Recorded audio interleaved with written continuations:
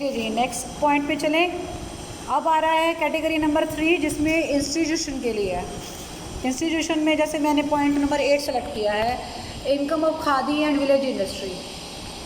India में खादी और village industry जितनी भी है, ठीक है, तो अब वो कह रहा है कि किसी भी इंस्टीट्यूशन की इनकम जो किस लिए एस्टेब्लिश की गई है, जो ट्रस्ट या सोसाइटी के तौर पर एस्टेब्लिश की गई है, किसके लिए, for the development of khadi and village industry, और वो प्रॉफिट के लिए नहीं होनी चाहिए। फिर से बता रही हूँ, यहाँ पर ना आप income of khadi and village industry कह तो रहा है, लेकिन एक्चुअली ये इनकम इंडस्ट्री की डायरेक्ट नहीं है। ये इनकम उस इंस्टीट्यूशन की है जो किसी ट्रस्ट या सोसाइटी के तौर पर के तौर पर बनाई गई है, और इसका पर्पज़ है इस इंडस्ट्री को बूस्ट करना। कहने का मतलब ये अपने आप में एक इंडस्ट्री है जो कि खादी और विलेज खादी के प्रोडक्ट बनाती है, ठीक है, और रूरल बैकग्राउंड से है। गाँव में आप देखोगे कि छोटे छोटे लोगों ने अपने घरों में कारोबार खोल रखे हैं, ठीक है, तो एक तरीके से ये एम्प्लॉयमेंट जनरेट करने के लिए और लोगों को इंडिपेंडेंट बनाने के लिए ये काम शुरू किया जाता है।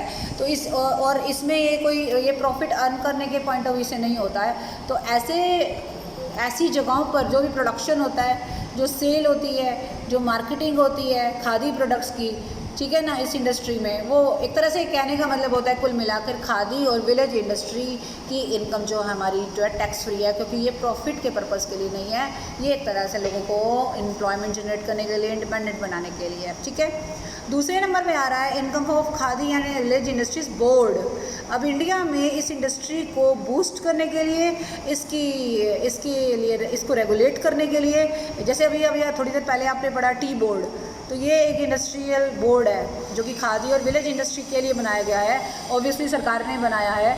इस बोर्ड की अगर अपनी कोई इनकम है जो एस्टेब्लिश किया गया है स्टेट में या स्टेट के द्वारा या अप्रोप्रिएट एक्ट के द्वारा, और किसके लिए किया गया है, खादी और विलेज इंडस्ट्री को किसके लिए क्या करना है, डेवलपमेंट के लिए किया गया है, तो इस बोर्ड की इनकम भी आपकी एग्जाम्प्ट है। ऊपर इंडस्ट्री की एग्जाम्प्ट है, यहाँ बोर्ड की एग्जाम्प्ट है, ठीक है। और फिर आ जाता है next income of SAARC fund. SAARC की फुल फॉर्म है South Asian Association for Regional Cooperation, यहाँ लिखा भी होगा South Asian Association for Regional Cooperation. ये एक ना 7 देशों का एक ग्रुप है। कई बार आपने न्यूज़ में सुना होगा कि प्रधानमंत्री सार्क समिट के लिए जा रहे हैं, सार्क की मीटिंग के लिए जा रहे हैं। तो ये 7 देशों में हमारा देश भी एक मेंबर है।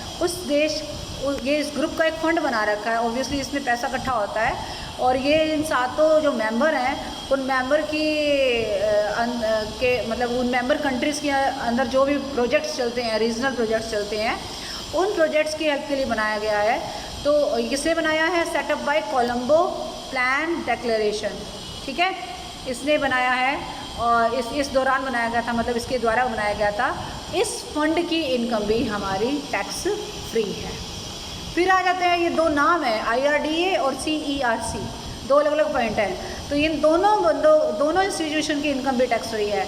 IRDA की फुल फॉर्म है insurance regulatory and development authority, और सेंट्रल इलेक्ट्रिसिटी रेगुलेटरी कमीशन। थोड़ा सा देखो आपको टाइम लगेगा इन चीज़ों को याद करने में, पर पॉइंट को लिखने के हिसाब से ये काफ़ी इजी रहता है। IRD से EDA लिख सकते हो इजीली, कोई दिक्कत नहीं है, CERC लिख सकते हो।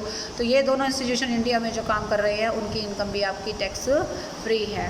नेक्स्ट पेज पे आ जाएंगे।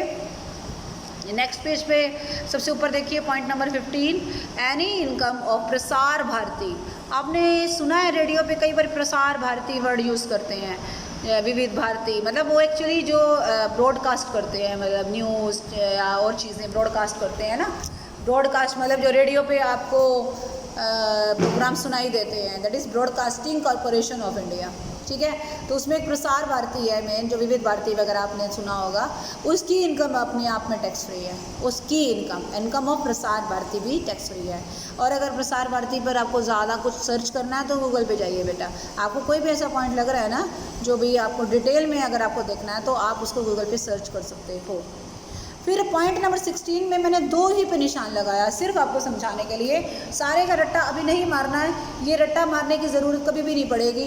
जब आप सारे चैप्टर पढ़ लोगे अपने आप ही आपको टिप्स भी हो जाएंगी ये चीज़ें। अभी मैं अगर बोलूँगी तो आपको रट्टा मारना पड़ेगा। अभी मैं सिर्फ आपको वही 2 चीज़ें बता रही हूँ जो आप समझ पाओगे, क्योंकि वो आपने ना सुना हुआ है इसलिए। जैसे हेडिंग है income of specified charitable funds. Charitable का मतलब होता है जो चैरिटी करते हैं, चैरिटी के लिए बनाए जाते हैं फंड्स। तो एक तरीके से कुछ फंड बनाए हैं सरकार ने, उस फंड में अगर हम डोनेशन देते हैं ना, डोनेशन मतलब कोई दान, जैसे अभी अभी कोरोना फंड बनाया है ना, तो कोरोना फंड में अगर आप कोई डोनेट करते हो ना, तो वो वाला पैसा आपकी टोटल इनकम में से माइनस हो जाता है और बाकी की इनकम पे ही टैक्स लगता है। तो ये मान लिया जाता है कि भैया वो पैसा तो आपने डोनेट कर दिया, तो वो इनकम तो उतनी कम हो गई ना आपकी। हालांकि हर डोनेशन पे ऐसा नहीं होता है, लेकिन कुछ स्पेसिफिक डोनेशन है, ये दिख रहे होंगे आपको, बहुत सारे हैं, लेकिन मैंने इस पर सिर्फ 2 पे निशान लगाया है। स्वच्छ भारत कोष, ये आपने सुना हुआ है इसलिए मैंने इस पर लगाया है। स्वच्छ भारत अभियान नरेंद्र मोदी ने चलाया था, उसमें एक कोष बनाया है, एक फ़ंड बनाया है। कोष का मतलब फ़ंड से ही होता है, दैट इज़ स्वच्छ भारत कोष। और इस कोष के अंतर्गत अगर आप कोई दान देते हो, कभी पूछना पापा से, या सैलरी अर्न करते हैं, या अगर वो कहीं दान देते हैं और वो दान अगर ऐसी जगहों पर देते हैं तो इतना पैसा उनका टैक्स फ्री हो जाता है। इसी तरह से क्लीन गंगा फंड है, गंगा जो नदी है उसको क्लीन करने के लिए भी सरकार ने एक फ़ंड बना रखा है। आम आदमी कोई भी संस्था अगर उसमें दान देती है तो उतना दान की राशि हमारी इनकम का पार्ट नहीं होती और वो टैक्स फ्री हो जाती है। ठीक है, और कैसे होगी ये हम डिटेल में प्रैक्टिकली हम बाद में करेंगे। चलिए जी, नेक्स्ट आ जाता है income of mutual fund. Mutual fund, वैसे म्यूचुअल का मतलब होता है मिलजुल कर। म्यूचुअल फंड एक इन्वेस्ट करने का ज़रिया है। जैसे मान लो मेरे पास एक्स्ट्रा पैसे हैं, मैं बैंक में भी जमा करा सकती हूँ, मैं किसी दोस्त यार को उधार दे सकती हूँ, मैं मेरे मकान पे लगा सकती हूँ, या मेरे घर में किसी पर्स में रख सकती हूँ। ठीक है, तो उसको मैं कहाँ इस्तेमाल करूँ, ये है मेन चीज़। अगर मैं उस इनकम से म्यूचुअल फ़ंड खरीद लेती हूँ।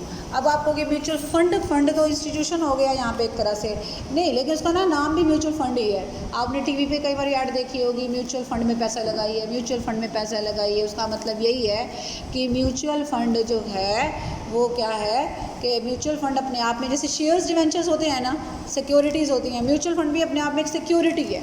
ठीक है, आप उसमें पैसा लगाते हो, उसमें मतलब पैसा उसमें इन्वेस्ट करते हो, और उस पैसे से जो इनकम आती है आपके हाथ में भी टैक्स फ्री है, और म्यूचुअल फंड को जो आप पैसा इन्वेस्ट करके दे रहे हो, उस कंपनी में जो पैसा लगा रहे हो, मतलब म्यूचुअल फंड में जो पैसा लगा रहे हो ना बेटे, उस फंड की इनकम भी अपने आप में टैक्स फ्री है। अब देखो ध्यान से इसको पढ़ो, any income of A notified mutual fund. ये नोटिफाइड का मतलब समझते हैं, अप्रूव्ड है। ये नहीं है कि मैंने उठा के म्यूचुअल फंड शुरू कर दिए, ऐसे नहीं होता है, सरकार के द्वारा अप्रूव होना चाहिए। तो म्यूचुअल फंड जो सरकार ने अप्रूव कर रखा हो, setup by public sector bank, public sector bank मतलब सरकारी बैंक, और ए पब्लिक फाइनेंशियल इंस्टीट्यूशन मतलब सरकारी इंस्टीट्यूशन, और authorised by SEBI, security exchange board of India, और रिजर्व बैंक। अब हो गए ना सारे सरकारी। अगर इन लोगों ने किसी भी म्यूचुअल फंड को अप्रूव कर रखा है और उसमें आप पैसा लगाया जाता है, तो इस म्यूचुअल फंड की अपनी जो इनकम होगी वो टोटली एग्जैम्प्ट होगी। अभी मैंने